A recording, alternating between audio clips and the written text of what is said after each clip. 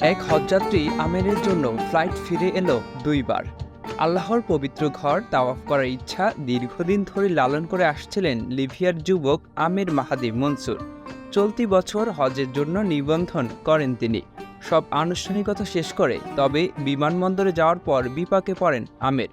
মিশর হয়ে তার সৌদি আরব যাওয়ার কথা থাকলেও নিরাপত্তা ইস্যুর কথা জানিয়ে তাকে বিমানে উঠতে দেননি কর্মকর্তারা।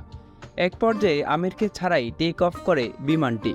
যদিও আল্লাহর ওপর থেকে বিশ্বাস আর কাবাঘর তাওয়াফ করার ইচ্ছা তখনও হারাননি আমির। কর্মকর্তাদের জানান হজের নিয়ত তিনি করেছেন, তাই অবশ্যই মক্কায় যাবেন। এরপরই ঘটে বিস্ময়কর এক ঘটনা। যান্ত্রিক ত্রুটির কারণে ফিরে আসে ওই বিমানটি। চেক আপের পর আবারও উড্ডয়নের জন্য প্রস্তুত হয় বিমানটি।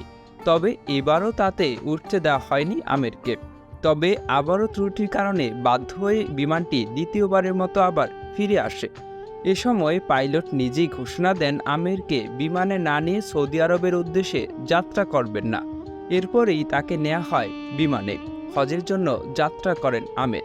সৌদি পৌঁছে হজ পালনকারী এই যুবক একটি ভিডিও বার্তায় বলেন, আমার আনন্দের ভাষায় প্রকাশযোগ্য নয়, আল্লাহ তার কুদরত দেখিয়েছেন।